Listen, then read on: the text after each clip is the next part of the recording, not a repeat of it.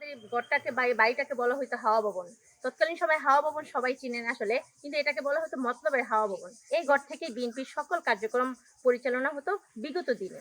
পিছনে আমার যেই ঘরটা দেখতে পাচ্ছেন এটা বিধ্বস্ত অবস্থায় আগুনে পুড়ে। এটা আসলে আমার বসত বাড়ি। বিগত কয়েকদিন আওয়ামী লীগের বিরুদ্ধে লেখালেখির কারণে আমাকে বিভিন্ন মাধ্যমে হুমকি দেওয়া হয়। আমার প্রাণনাশের হুমকি দেওয়া হয়। মূলত যেই ঘটনাটা ঘটেছে এটা আমার ফ্যামিলি এবং আমার প্রাণনাশের উদ্দেশ্যে ঘটনা ঘটাইছে। কিন্তু আল্লাহর অশেষ রহমতে আমরা বেঁচে আছি, কারণ আমরা এই ঘরে ছিলাম না। আমি ঢাকাতে অবস্থান করতাম।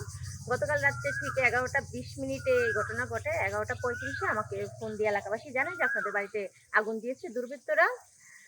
আহ ফেসিস সরকার পালিয়ে যাওয়ার পরও তার দোষটা এখনো বিদ্যমান রয়েছে এই ঘটনায়, তা বোঝা যাচ্ছে। আমি আমার বিষয়টা যখন বিভিন্ন মাধ্যমে হুমকি দেয়, আমি এসপি মহোদয় এবং আমাদের মতলব উত্তর উপজেলা থানায় যে পুলিশ ইন্সপেক্টর তাকে অবগত করি এবং তারা আমাকে আশ্বস্ত করে যে আমরা বিষয়টা দেখতেছি। কিন্তু তারপরেই গতকাল রাত্রে এই ঘটনা ঘটে।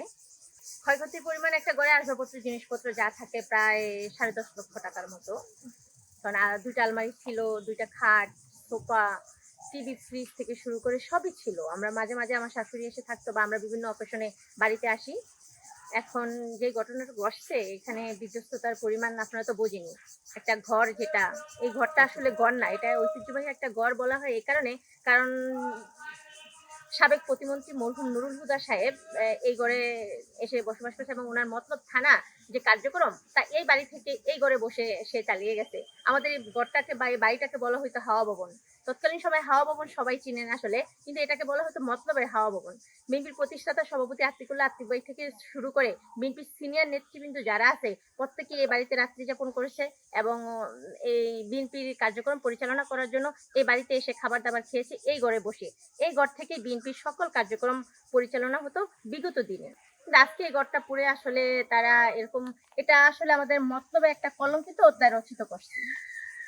দেশবাসীর উদ্দেশ্যে বা প্রশাসনের উদ্দেশ্যে একটা কথাই বলতে চাই, আমি যখন প্রশাসনকে অবগত করেছি তারা যদি সঠিক পদক্ষেপ নিত তাহলে আজকে এই অপ্রীতিকর ঘটনা ঘটতো না। গতকাল রাত্রে যখন আমাকে যখন এলাকাবাসী জানালো, সর্বপ্রথম আমি আমাদের ওসি মহোদয়কে ফোন দিলাম।